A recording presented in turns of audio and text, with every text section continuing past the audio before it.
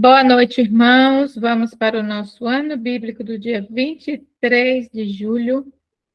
Hoje a gente vai ler Ezequiel 37 ao 39, João 11, 47 ao 57 e capítulo 59 do Desejado de Todas as Nações, os sacerdotes tramam. Pelo título a gente até já sabe, né? Misericórdia. Alguém gostaria de orar? Uma aula? Eu oro. Pode orar. Querido Pai, gratidão pela vida, por mais um dia. Gratidão por esse momento especial que estamos todos juntos aqui, reunidos neste grupo, para juntos lermos a Tua palavra, mais um capítulo, Senhor.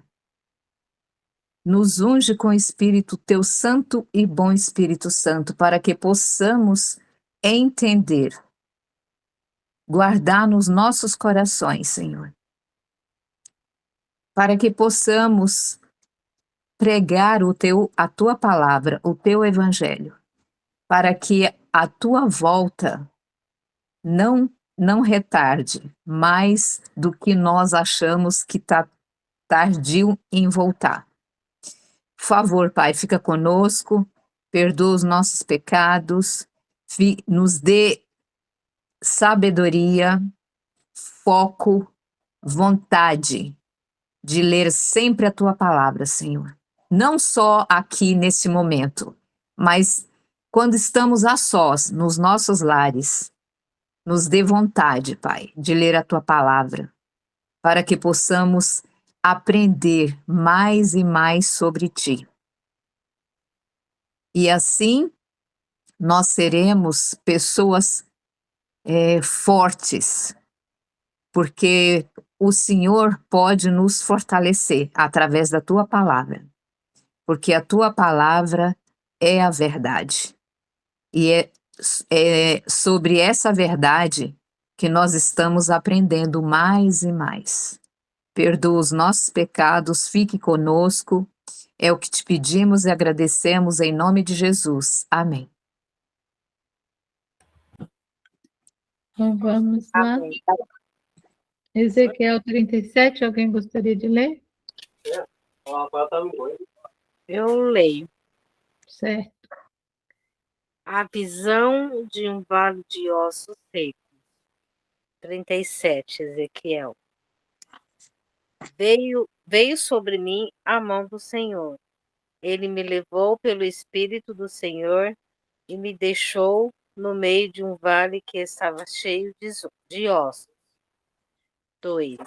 E me fez andar ao redor dele. Eram muito numerosos na superfície do vale e estavam sequíssimos. 3. Então me perguntou, filho do homem, acaso poderão viver esses ossos? Respondi, Senhor Deus, tu o sabes. 4. Disse-me ele, profetiza estes ossos e diz-lhe, ossos secos, ouve a palavra do Senhor. 5. Assim diz o Senhor, Deus a esses ossos, eis que farei entrar o Espírito em vós, e vivereis. 6. Porei tendões sobre vós, farei crescer carne sobre vós estenderei pele, e porei em vós o Espírito, e vivereis. E sabereis que eu sou o Senhor. 7. Então profetizei segundo me for ordenado. Enquanto eu profetizava, houve um ruído, um barulho de ossos que batiam contra ossos, e se ajuntavam cada osso ao seu osso. 8. Olhei e eis que havia tendões sobre eles, e cresceram as carnes, e se estendeu a pele sobre eles, mas não havia neles o espírito. 9.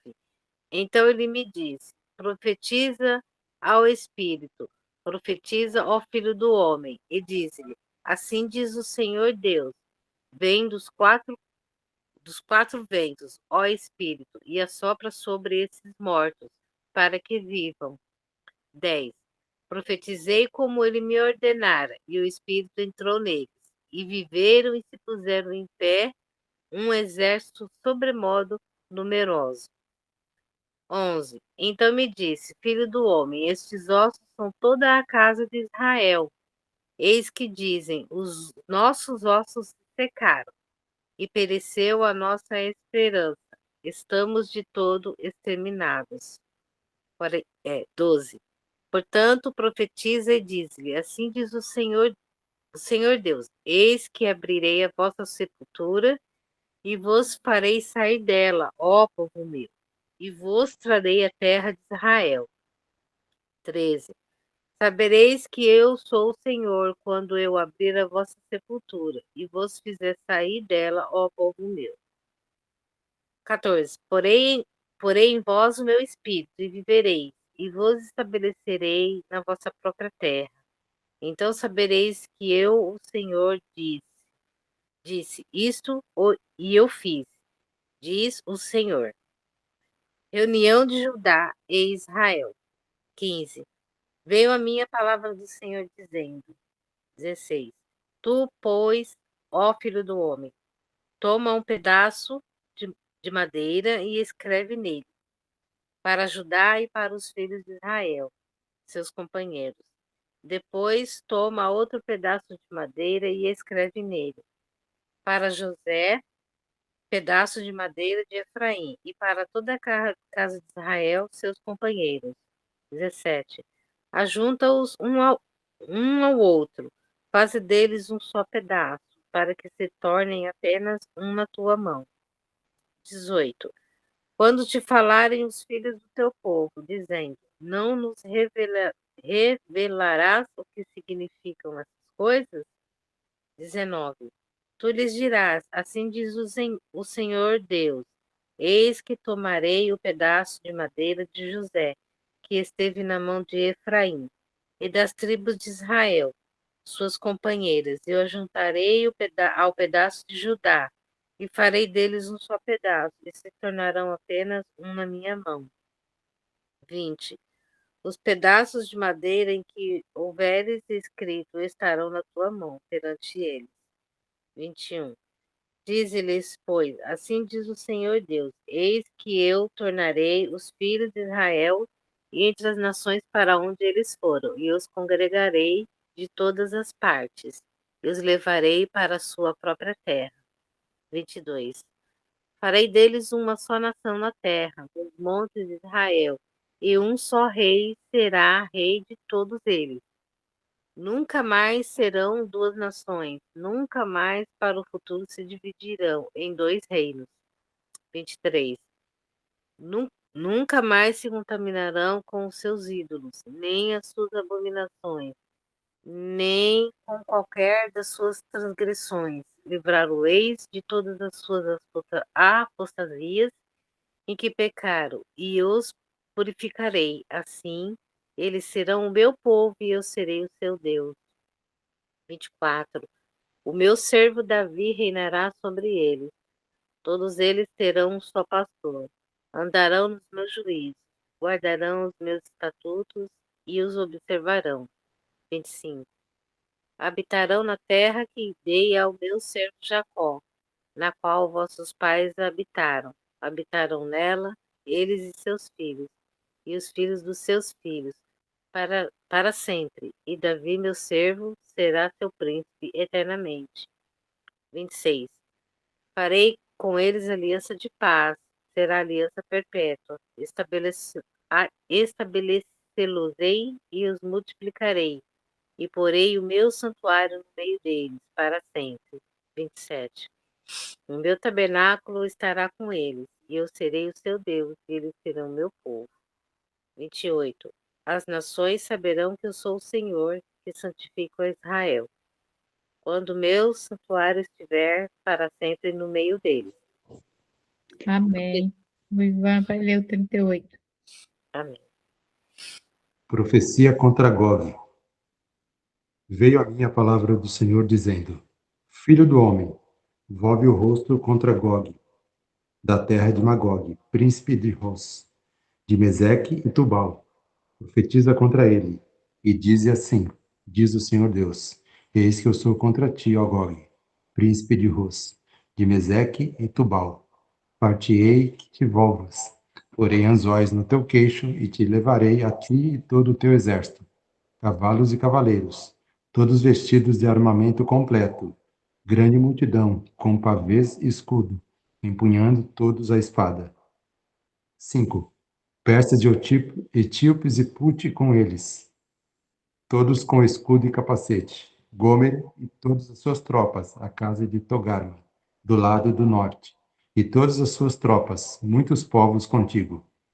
Prepara-te, sim, dispõe-te, tu e toda a multidão do teu povo que se reuniu a ti, e serve-lhe de guarda. Depois de muitos dias serás visitado, no fim dos anos.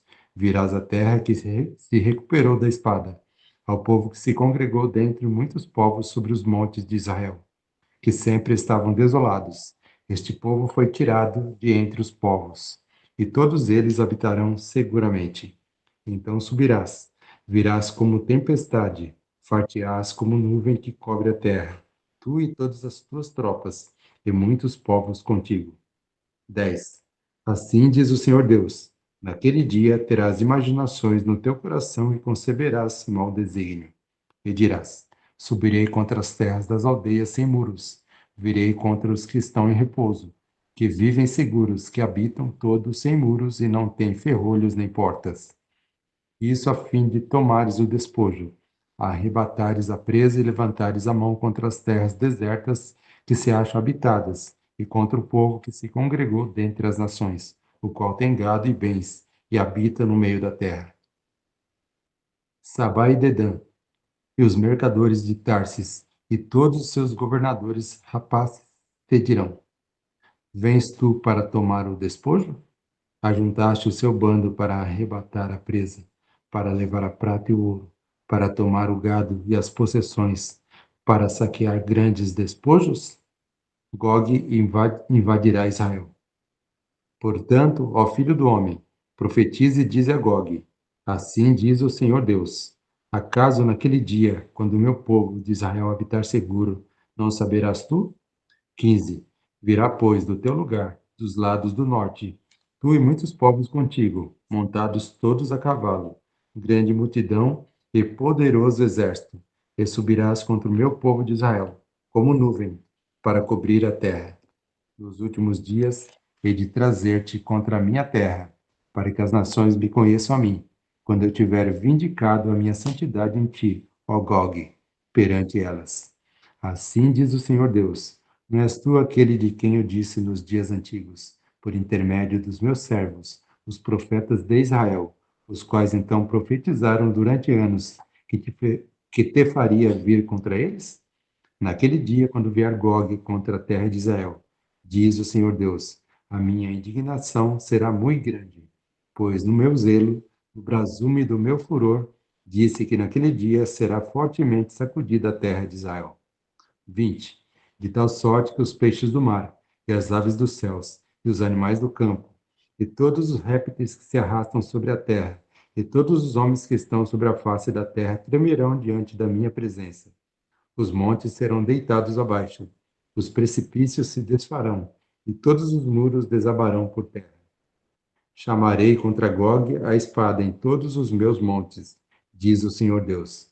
A espada de cada um se voltará contra o seu próximo. 22. Contenderei com ele por meio da peste e do sangue, chuva inundante, grandes pedras de saraiva, fogo e enxofre farei cair sobre ele, sobre as suas tropas e sobre os muitos povos que estiverem com ele. Assim eu me engrandecerei, vindicarei a minha santidade e me darei a conhecer os olhos de muitas nações, e saberão que eu sou o Senhor.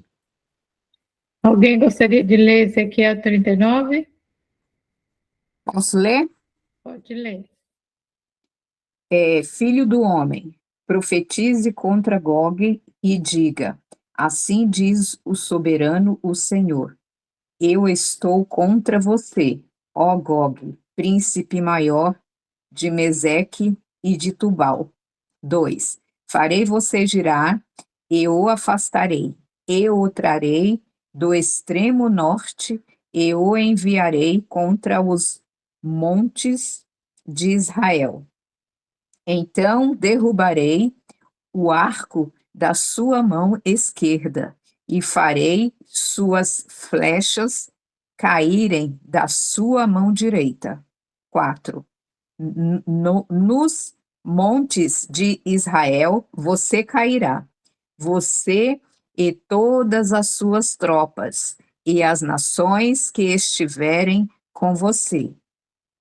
Eu darei você como comida a todo tipo de ave que come carniça, e aos animais do campo. 5. Você cairá em campo aberto, pois eu falei, palavra do soberano, o Senhor. Mandarei fogo sobre Magog e sobre aqueles que vivem em segurança nas regiões costeiras, e eles saberão que eu sou o Senhor. 7. Farei conhecido o meu santo nome no meio de Israel, o meu povo. Não mais deixarei que o meu nome seja profanado, e as nações saberão que eu, o Senhor, sou o Santo de Israel. 8. E aí vem, é certo que acontecerá. Palavra do soberano o Senhor. Este é o dia de que eu falei. Então aqueles que morrerem nas cidades de Israel sairão e usarão armas como combustível e as queimarão.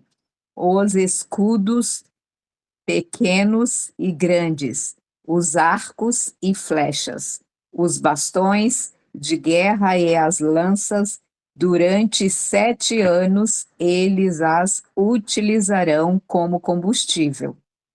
10. Não precisarão ajuntar lenha nos campos, nem cortá-la nas florestas, porque eles usarão as armas como combustível, e eles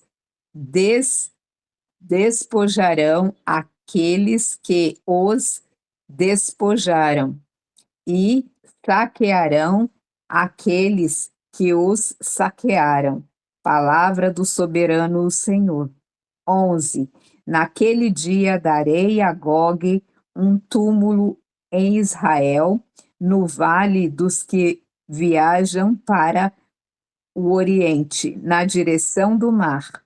Ele bloqueará o caminho dos viajantes, porque Gog e todos os seus batalhões serão sepultados ali.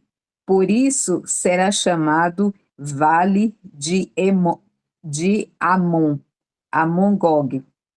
Durante 7 meses, a nação de Israel os segurará a fim de purificar a terra. 13. Todo o povo da terra os sepultará, e o dia em que eu for glorificado será para eles um dia memorável. Palavra do soberano Senhor. Depois dos 7 meses serão contados homens para percorrer a terra e sepultar os que ainda restarem, e assim a terra será purificada. 15. Quando estiverem percorrendo a terra e um deles vir um osso humano, fincará um marco ao lado do osso, até que os coveiros o sepultem no vale de Emon-Gog. 16. Também haverá ali uma cidade a qual se dará o nome de Emoná, e assim eles purificarão a terra. Filho do homem, assim diz o soberano o Senhor. Chame todo tipo de ave e todos os animais do campo. Venham de todos os lugares ao redor e reúnam-se para o sacrifício que estou preparando para vocês. O grande sacrifício nos montes de Israel. Ali vocês comerão carne e beberão sangue. 18. Comerão a carne dos poderosos e beberão o sangue dos príncipes da terra, como se eles fossem carneiros, cordeiros, bodes e novilhos, todos eles animais gordos de Bazã. 19. No sacrifício que estou preparando, vocês comerão gordura até empanturrarem-se e beberão sangue até em- embriagar-se. À minha mesa vocês comerão sua porção de cavalos e cavaleiros, de homens poderosos e soldados de todo tipo. Palavra do soberano Senhor. 21. Exibirei a minha glória entre as nações, e todas as nações verão o castigo que eu trouxe e a mão que eu colocar sobre eles.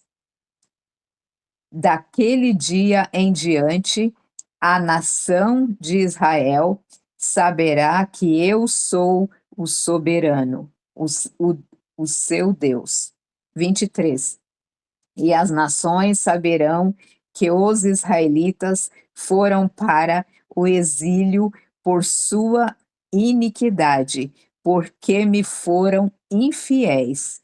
Por isso, escondi deles o meu rosto e os entreguei nas mãos de seus inimigos, e eles caíram à espada. Trarei com e- Tratei com eles de acordo com a sua impureza e com as suas transgressões, e escondi deles o meu rosto. 25.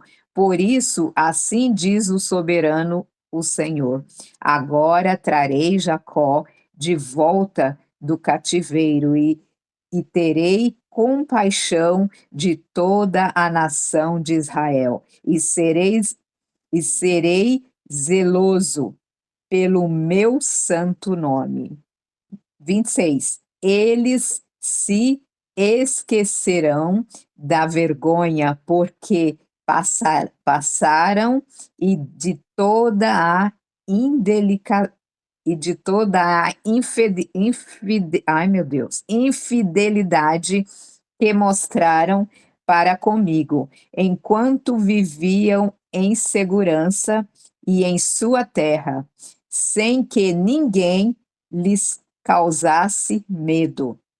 27. Quando eu os tiver trazido de volta das nações e os tiver ajuntando dentre as terras de seus inimigos, eu me revelarei santo por meio deles, à vista de muitas nações. Então eles saberão que eu sou o Senhor, o seu Deus, pois, embora os tenha enviado para o exílio entre as nações, eu os reunirei em sua própria terra, sem deixar um único deles para trás. Não mais esconderei deles o rosto, pois derramarei o meu espírito sobre a nação de Israel.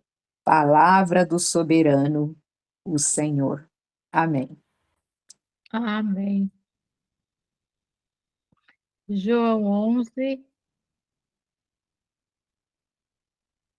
Deixa eu... João 11, 47 a 57 vai nos dizer assim. Depois os principais, que a gente viu ontem, né, que os fariseus formam conselho contra Jesus, né? Mas alguns deles foram ter com os fariseus e disseram tudo que Jesus tinha feito ali, né?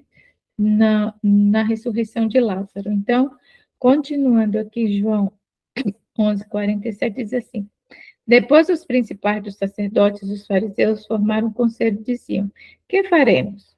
Porquanto este homem faz muitos sinais. Se o deixarmos assim, todos crerão nele e virão os romanos e tirar-nos-ão o nosso lugar e a nação. 49. E Caifás, um deles, que era sumo sacerdote naquele ano, lhe disse: Vós nada sabeis, nem considerais que nos convém que um homem morra pelo povo e que não pereça toda a nação. Ora, ele não disse isso de si mesmo, mas, sendo sumo sacerdote naquele ano, profetizou que Jesus devia morrer pela nação. 52.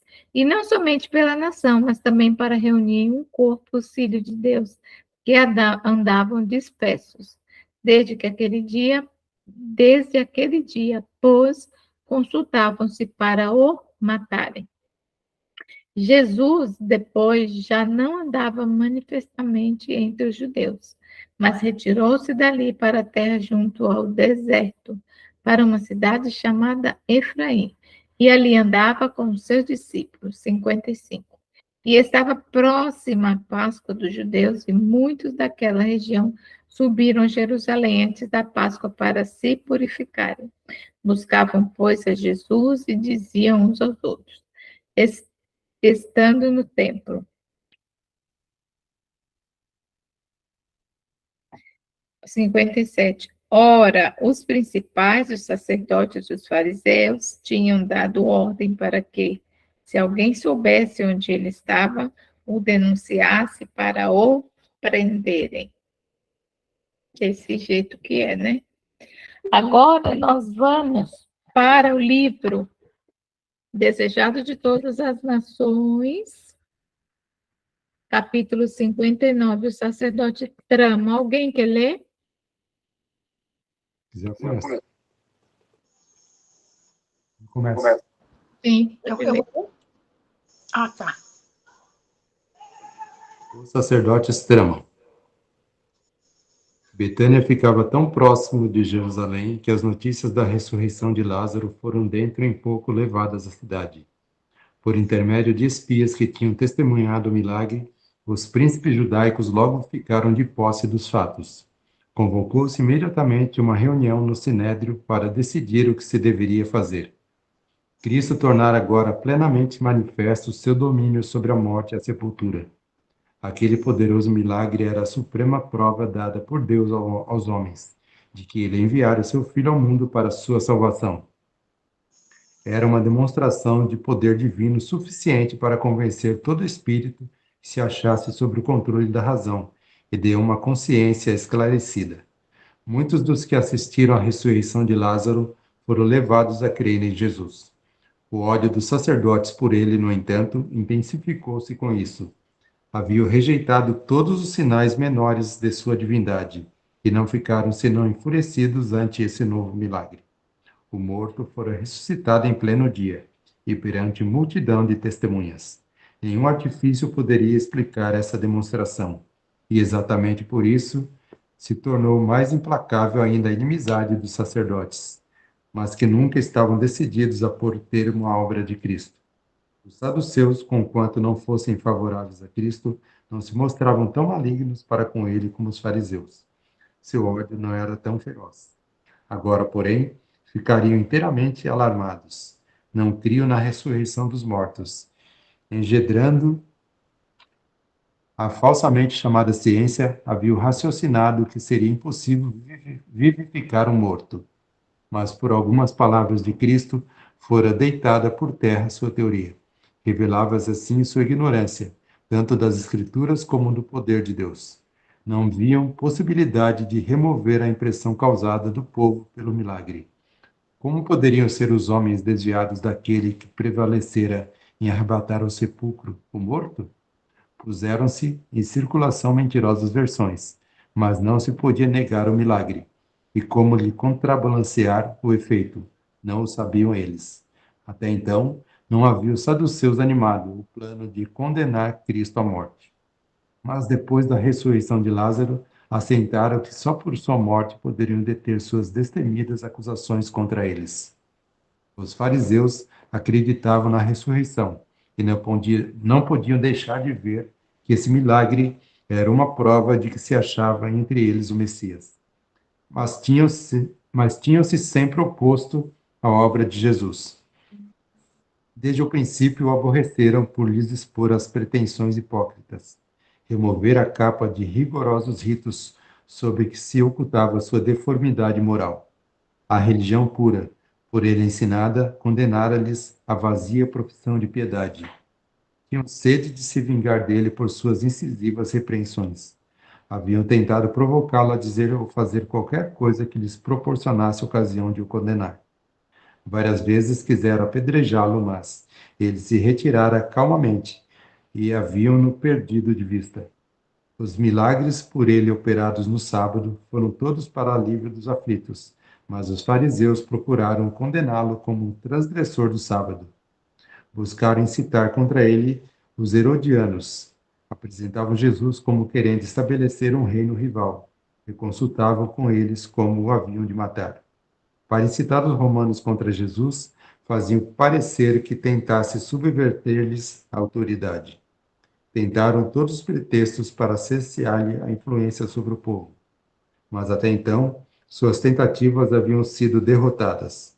As multidões que testemunhavam suas obras de misericórdia e lhe ouviam os puros e santos ensinos, sabiam que estes não eram atos e palavras de um violador do sábado ou de um blasfemo. Os próprios oficiais enviados pelos fariseus foram tão influenciados por suas palavras que não puderam deitar nele as mãos. Em desespero, os judeus afinal decretaram que todo aquele que professasse fé em Jesus fosse expulso da sinagoga. Assim, quando os sacerdotes, os príncipes e anciãos se reuniram em consulta, era seu deliberado propósito fazer silenciar aquele que realizava obras tão maravilhosas que causavam a admiração de todos. Os fariseus e saduceus uniram-se mais que nunca. Separados até ali, unificaram-se em sua oposição a Cristo. Em concílios anteriores, Nicodemos e José impediram a condenação de Jesus, e por isso não foram então convidados. Achavam-se presentes nesse concílio outros homens influentes que criam em Jesus, mas sua influência não prevaleceu absolutamente contra os malignos fariseus. Todavia, os membros do conselho não estavam todos de acordo. O sinédrio não era, por esse tempo, uma assembleia legal. Existia apenas por tolerância. Alguns dentre eles punham em dúvida a conveniência da condenação de Cristo à morte. Temiam que isso excitasse uma insurreição entre o povo, fazendo com que os romanos negassem posteriormente certos favores ao sacerdócio e lhes retirasse o poder que ainda mantinham. Os saduceus uniam-se no ódio contra Jesus. Todavia, inclinavam-se à prudência nos passos a dar, temendo que os romanos os privassem de sua elevada posição. Nesse conselho, reunido para planejar a morte de Cristo, achava-se presente a testemunha que ouvira as jactanciosas palavras de Nabucodonosor, que testemunhara o idólatra festim de Beltesazar, que presenciara em Nazaré a declaração de Cristo de ser ungido. Essa testemunha impressionava então os príncipes quanto à obra que estavam realizando. Acontecimentos da vida de Cristo ergueram-se diante deles com uma nitidez que os alarmou. Lembraram-se da cena do templo, quando Jesus, então criança, de 12 anos, se achava perante os instruídos doutores da lei, fazendo-lhes perguntas à vista das quais ficavam admirados. O milagre, ora realizado, dava testemunho de que Jesus não era senão o Filho de Deus. Qual relâmpago, surgiram-lhes no espírito, em seu verdadeiro significado, as escrituras do Velho Testamento com relação a Cristo. Perplexos e turbados, indagaram os príncipes: que Que faremos? Houve divisão no concílio. Sob a impressão do Espírito Santo, os sacerdotes e príncipes não puderam banir a convicção de estar combatendo contra Deus. Alguém quer ler?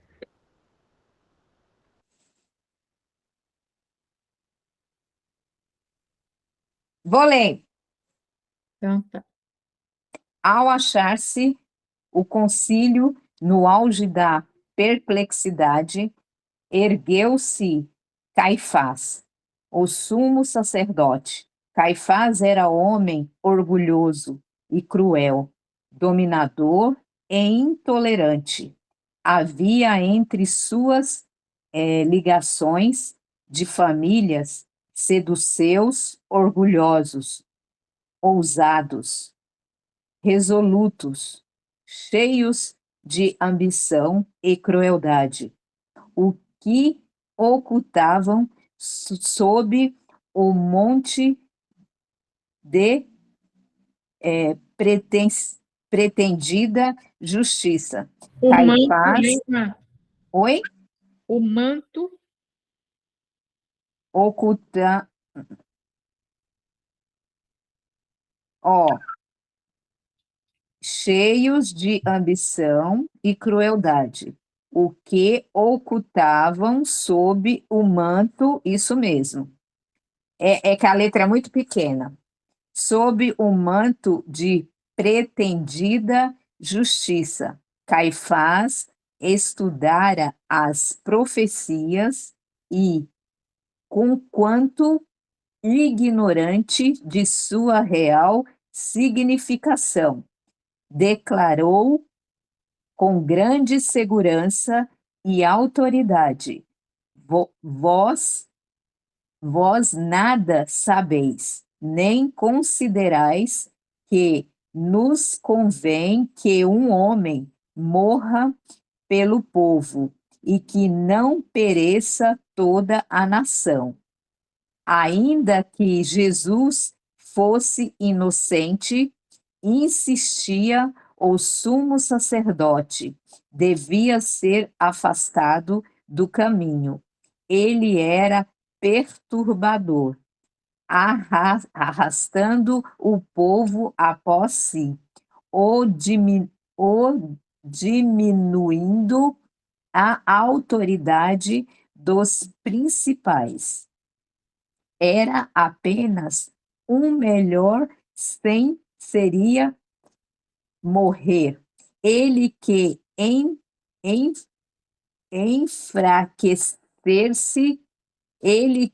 enfraquecer-se a autoridade dos príncipes. Se o povo perdesse a confiança em seus chefes, estaria destruído o poder nacional.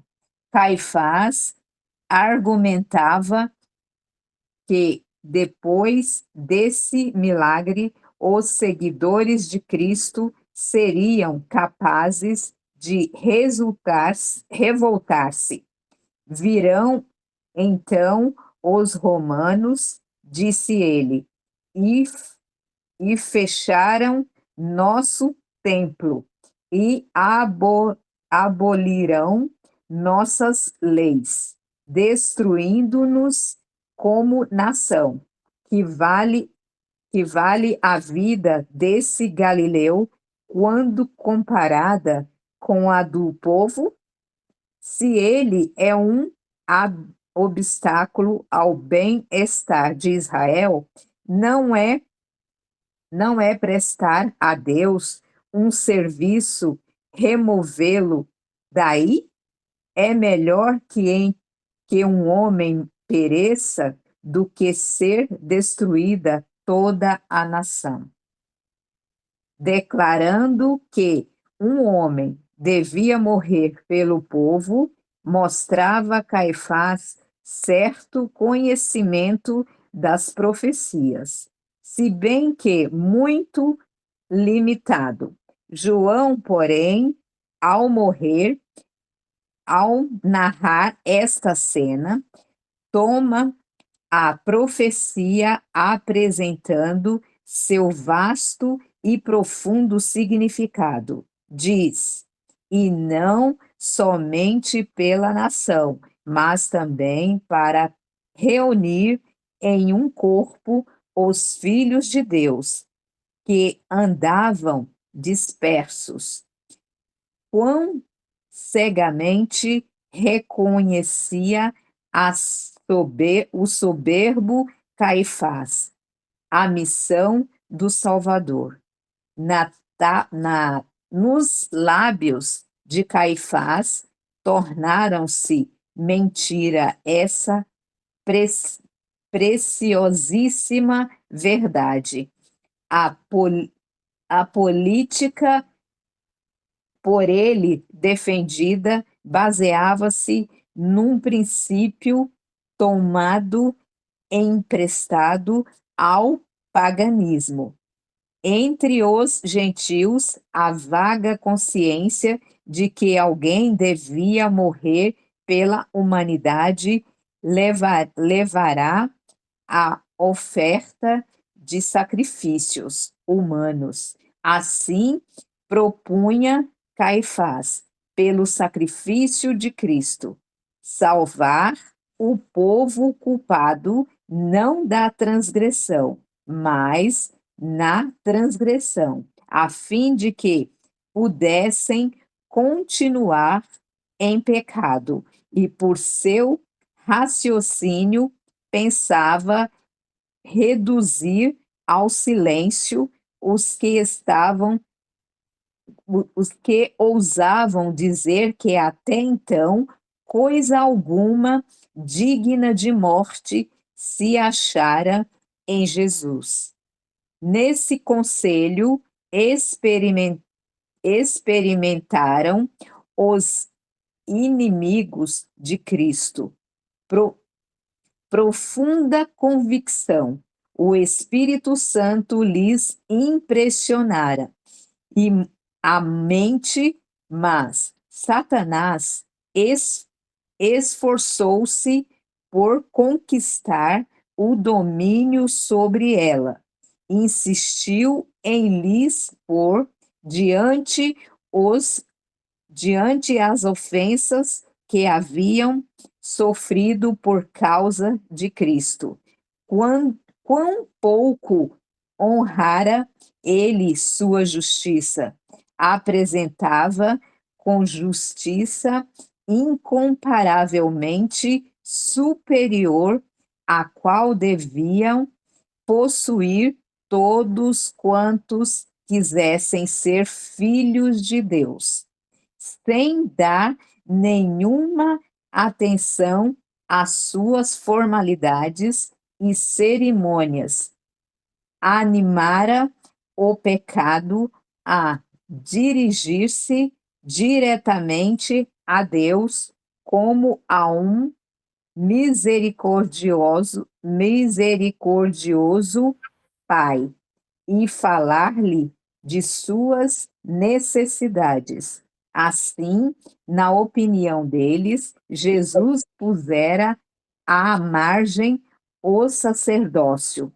Resultaram-se a reconhecer a teologia das escolas dos rabis. Expusera as más práticas dos sacerdotes e danificara de maneira irreparável sua influência. Vou continuar, irmã. Tá bom. Prejudicar o efeito de suas máximas e tradições, declarando que, a despeito de tornarem estritamente obrigatória a lei ritual, faziam vã a lei divina. Tudo isso Satanás lhes apresentou então ao Espírito. O diabo disse-lhe que, a fim de manter sua autoridade, precisavam matar a Jesus. Seguiram esse conselho. O fato de que pudessem perder, então, o poder que exercia julgavam, motivo suficiente para chegar a uma decisão. Deixa eu pôr aqui para com exceção de alguns que não ousaram manifestar suas ideias. O sinédrio recebeu as palavras de Caifás como palavras de Deus. O concílio sentiu-se aliviado, cessou a contenda. Resolveram condenar Cristo à morte na primeira oportunidade favorável, rejeitando a prova da divindade de Jesus. Encerraram-se esses sacerdotes e príncipes em trevas impenetráveis. Ficaram inteiramente sob o domínio de Satanás, para ser por ele precipitados no abismo da eterna ruína. Todavia, tal era o engano deles, que se sentiam bem satisfeitos consigo mesmos. Consideravam-se patriotas em busca da salvação nacional. Não obstante, temia o sinédrio tomar medidas enérgicas contra Jesus. Não se exaltasse o povo e a violência contra ele premeditava viesse a cair sobre eles próprios. Por isso retardou o conselho a execução da sentença que proferira. O Salvador compreendeu a trama do sacerdote. Sabia que ansiava removê-lo e em breve se realizaria seu propósito. Não lhe competia, no entanto, precipitar a crise e retirou-se daquela região, levando consigo os discípulos. Assim, por seu próprio exemplo, reforçava Jesus as intenções que a ele dera. Quando, pois, os perseguirem nessa cidade, só um minutinho aqui, ó. Assim, por seu próprio exemplo, reforçava Jesus as instruções que a ele dera. Quando, pois, os perseguirem nessa cidade, fugi para outra. Havia um vasto campo em que trabalhar pela salvação de almas, e a menos que o exigisse a lealdade para com ele, não deveria o servo do Senhor arriscar a vida. Jesus dera então ao mundo 3 anos de público labor. Achava-se diante dele seu exemplo de abnegação e desinteressada beneficência. Era sofrimento e devoção. Todavia, esse breve período de 3 anos era o máximo que o mundo podia suportar à presença do Redentor. Sua vida fora de perseguição e insulto, expulso de Belém por um rei invejoso, rejeitado por seu próprio povo em Nazaré, condenado sem causa à morte em Jerusalém, Jesus, com seus poucos seguidores fiéis, encontrou temporário asilo numa cidade estranha. Aquele que sempre era tocado pela miséria humana, que curava os enfermos, restituía a vista aos cegos, o ouvido aos surdos e a fala aos mudos, que alimentava os famintos e confortava os contristados, foi expulso dentre o povo por cuja salvação trabalhara.